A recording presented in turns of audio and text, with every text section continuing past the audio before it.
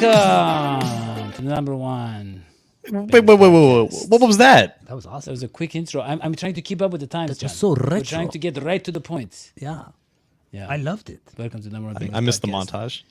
I'm your host, Daddy McTook, joined by Technology Electric Smudgy and John the Brain Sheeran. And we have so much to talk about. May I, Daddy, real quickly congratulate all John the Bengals fans on out eating there, a hoagie.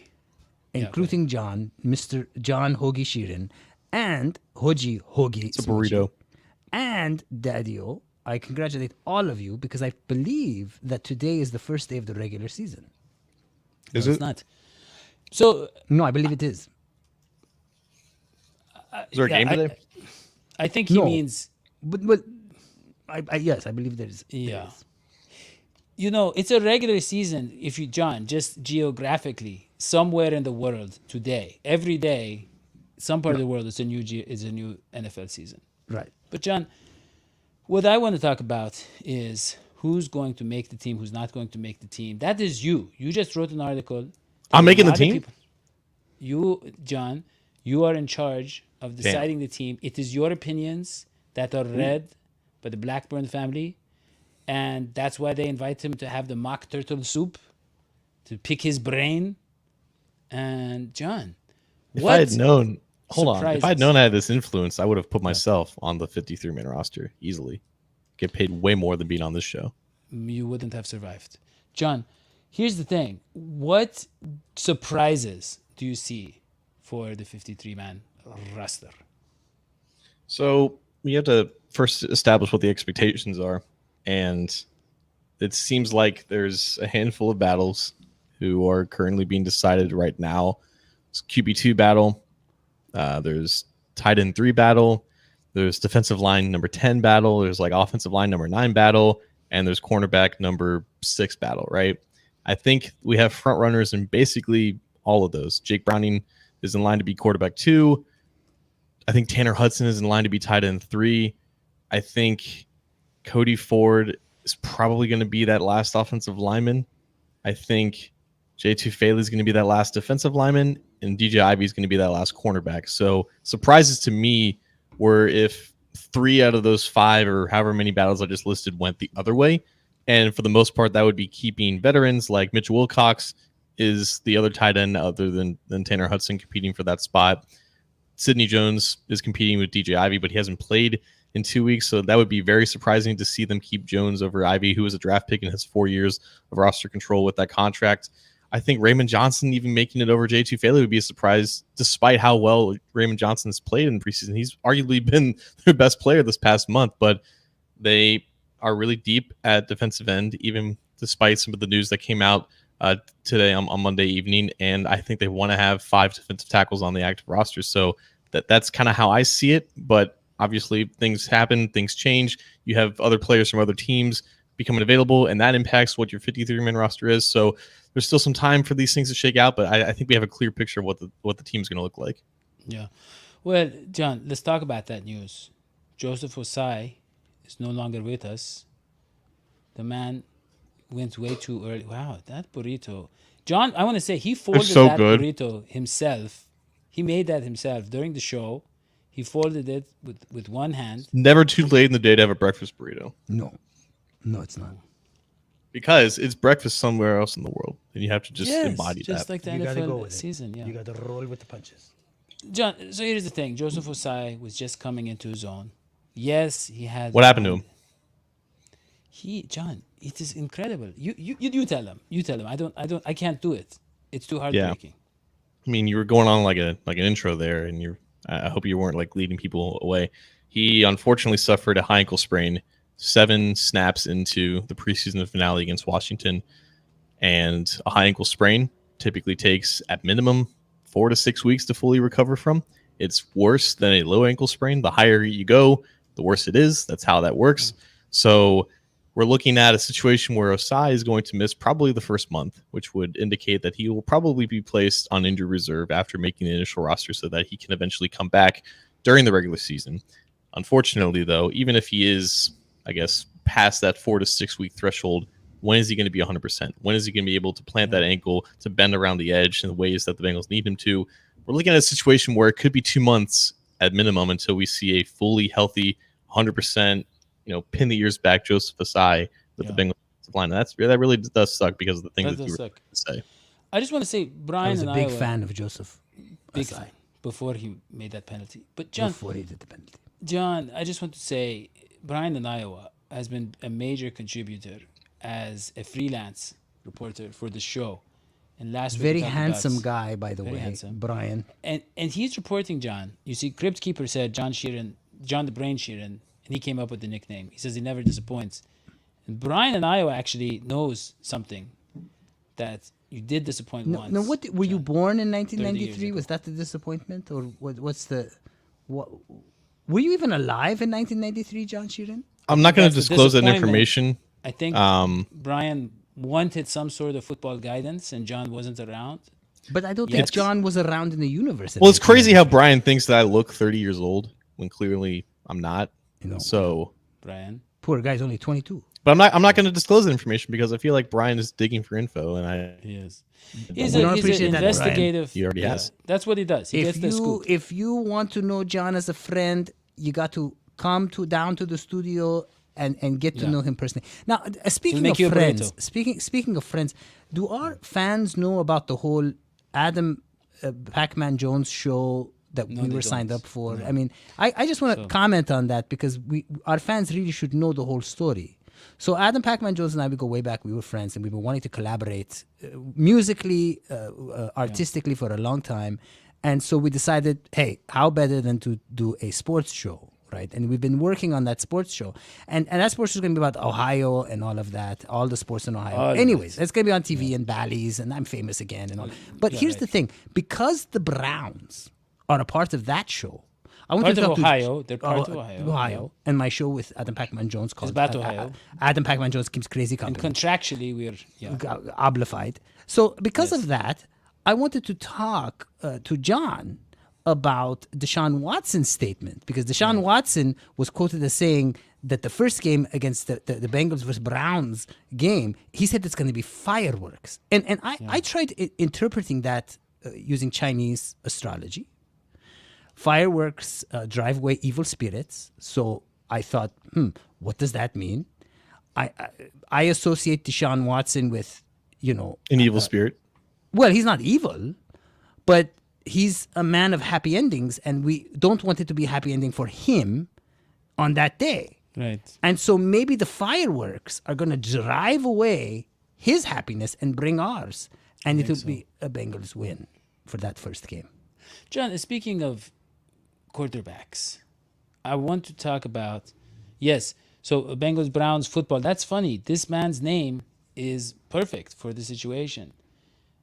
But it's not a nickname. It's actually his name is Pac-Man. That's what he tells us to call him. We're not allowed to call him Adam in a working relationship with him. But Pac. it's That's what his Pac friends call or him. That was Pac-Man. poetic, though. That's yeah.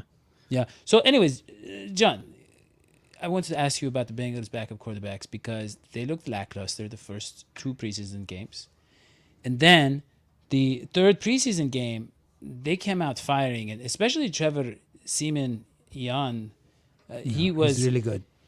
He was really good, John, and he was shooting out, like Yes. his seed. He was Yes, spreading it all he over was the field. erupting. No, he was John. It was And- like and he the was giving stamina, life-giving the juice stamina. to the. He was Yeah. disseminating the ball all over the field. He would thrust And- the ball into the hands, the unwitting hands of Right. many a wide receiver who was in the end zone. A lot of people, they just look at him and they feel like they're catching the ball. Yeah. Even just looking at him, they feel like it's crazy. He was working with the tight ends. He was managing, expectations of people who were receiving Siemens. all over. Yeah. Yeah. It was incredible, John. It was incredible, and he looked finally like the veteran we expect. I think even Browning looked a little better. So the question is, John, was it a bad Washington defense? Because we all saw Shedrick Jackson, who was on our show, he had a wide open, 35-yard touchdown. So what was going on in that game? Jake Browning looked really good.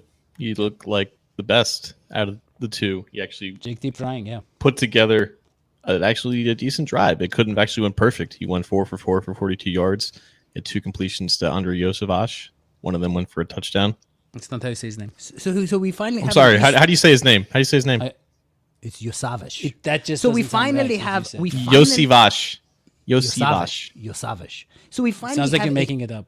We finally I'm have not. That's what he said. We have an Eastern European football player in the NFL. He's from Hawaii. He's got Japanese and Filipino parents. Wow. And why did they name him Iosivas? I think that's his last name. Okay, go. You see, John had all of these questions. That's how he has the answers. He has all the questions that we had. No, but John- but Simeon, he was promising, right? And then he almost climaxed the drive, if you will, and then the pass was intercepted. You could say that it just didn't reach where it needed to go, and that kind of capped off his preseason. Unfortunately, they gave him a lot of reps, I think, to give him exposure to other teams who are in need of a quarterback. I think he kind of knew that after that touchdown from Browning that it was pretty much over, so he got out there and tried to put on a show, and unfortunately, just like the first two games, kind of fell short. Well, John, what do you think about this report that came out from Chris Rowling about final cuts being possible? And he was particularly talking about on the defensive side, Josh Tupou, and getting maybe some other possible cuts, Travion Williams. So I think those cuts in particular, I mean, first of all, final cuts are very probable to happen. I think you will see a lot of them Tuesday afternoon. In regards to those two players specifically, they are vested veterans, which means that they have accrued enough experience in the NFL to the point where if they were to be released before cut downs are finalized, then they will not be subject to go through waivers, which means that the Bengals don't have to worry about them getting claimed by 31 other teams in about a 24-hour period. So they can release them in order to keep someone else on the roster to then move that player to an injury list, whether it be the PUP or IR, and then that frees up another roster spot available, and they can quickly re-sign whichever vested veteran they released in order to create the space. It's a lot of manipulation with the roster in these next couple of days. yeah. And what do you think about the report that the Bengals are stressed out about maybe Browning isn't good enough, maybe he's not caramelizing properly, and they want to negotiate a trade for Cooper Rush of the Cowboys? John, or Will Grier. What What do is you that? That think? seems like a lie. Well, one of them is probably going to get cut Yeah. for the Cowboys because they have Right. Trey Lance now. So Yeah. maybe. They tried to sign Cooper Rush in the offseason. And when are we going to They were finally interested in him. see the QB contract with Joe Burrow? They got 2 weeks, right? If want he to doesn't read sign the next every 2 weeks, line. then every line of the contract. Yeah. Then what? Then what happens if I you don't, don't see him in 2 weeks? I don't think you're going to be able to get that opportunity. But if they don't sign him, then they'll have to wait until the next offseason. But John, I you mean, might have forgotten I am friends with and now a co-host with Adam Pacman Jones. So is he going to see the contract? we're going to see it together. This was my assumption. That was my assumption. John. I'm famous. Okay. Yeah. John, the last thing I want to talk about is Matthew Stafford. Yes. He is struggling. Struggling. Stafford. We do not talk enough on this show about Matthew Stafford. Matthew Stafford, he... I think we've already talked somehow- enough. Now, That's who true. is Matthew Stafford again? So Was he on Matthew the Lions? Stafford happened to be the quarterback opposite Joe Burrow in the Super Bowl. Yes. And he happened to be the guy who was on the benefited from some The Rams. the Rams. Very, very questionable. The Rams had what you Penalties. would call a Stafford infection. Yes, they He's do. the guy Well, now who they pushed do. the lady. That He is- pushed the lady off the platform. Yes, he pushed it Yeah, off the platform. I remember that. Yeah. And so now, I like just that a guy. year and a half after beating our Bengals, John, he's gone senile. He's saying, I can't talk to the younger players. No. They don't understand me. No, I- they speak they the don't- slang. You got to speak they their speak- language, Daddy. He's saying, I want have to I take have their young phones away. stepchildren. Yeah. Yeah. And John, I mean, Do you know what a it means, disaster. Daddy? Do you know what it means if you say someone's spent? That's so spent. Do you know what that Yeah. means? Yes. Do you? Yes. you don't. Spending is the worst thing you can do. Oh, good. job. Anytime. You knew this- that this- one. You knew that one. Yeah. John, but he's basically saying that he needs to print out a Facebook to be able to learn their Do you know what names. sus means? If someone's sus? Yes. Okay. Means you get extra sus on your burrito, John. Touche, you win again. So here's the thing, John. It is unfortunate that the Bengals played the Rams when they did, because they would have beat them any other time. I know. They would have beat them actually on the night they played them if the I referees agree. hadn't have decided otherwise. John doesn't like living in the past. So, John, what other breaking news do you have for us on the show? Nothing breaking, but we were graced with the presence of Thank you. Shedrick Jackson about a month ago, right? Yeah, I want to talk about Shedrick Jackson. And he John, scored a touchdown. John, he's had good What do you mean, no? He did. outings. I know, but he had good games before that. It's not just one touchdown. Yeah. He's been good. Do you think he can make the team? He stacked back-to-back great games for an undrafted receiver Yeah. who was playing with a backup offense. Yeah. And he looked really good. Look, He will not he's make the faster. team. Yeah. Wait. Hold on. You hold say that Trenton Irwin is a lock, right? Mhm. But wasn't he undrafted too? I mean, this guy's faster. Yeah. Is Shedrick Jackson better than Trent Irwin right now? He's faster. That's what He's faster. Speed is not that important. He will make the practice squad, and Joe he Burrow will is not- develop, Joe- and Joe maybe he'll Burrow make the does team not- next year.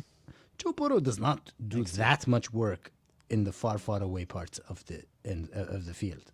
So, I mean, Yeah, but Shedrick could give them an element of a lot of yards Yes. to catch on short Keep passes, the defense which, honest. sure. Yeah. which again is useful, right? And that's why he'll be on the practice squad. They can practice those Yeah. plays, and if injuries to receivers occur, then he can be elevated up. But until Well, then, John, I just want to not say enough with the room. Browns, they're going through a lot. According to a report by Dr. Andrew Seiler, where they released Cade York. And it's very upsetting. yeah, have you read the Andrew Seiler piece on that? No, It but just came on Cade- our screen. Yeah. Cade York, I'm guessing he played Football. fullback is the position I'm guessing that he played, and now he's not even not. close. Shut. So it's very sad news about Cade It York. was John. really bad about Cade York. Everybody keeps talking about Cade York. I feel like this show, I feel like we've covered everything, John, that we set out to cover. It is the preseason. We covered more than we needed to. Why the call hell it did we talk about Matthew Stafford? Yeah. I was practicing for the Pac-Man show, John. All right. So I think really, John, I hate to say it, but I think we just got to end this. That's what I'm Drafting saying. kickers is dangerous. It's a risky proposition, especially Yeah. in the 4th and 5th round. Only the Bengals should do it, though, because they're pretty good at it. I know. Yeah. And I knew they were going to be. I called it, if everybody remembers on that year.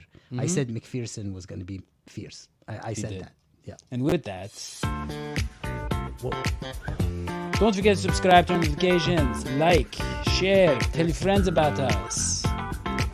Read John's articles on a2zsports.com/Cincinnati. Will Randall be attending Oktoberfest in Cincinnati? No. John, just answer that one for you. See you next time. So long, Esviti. Guys.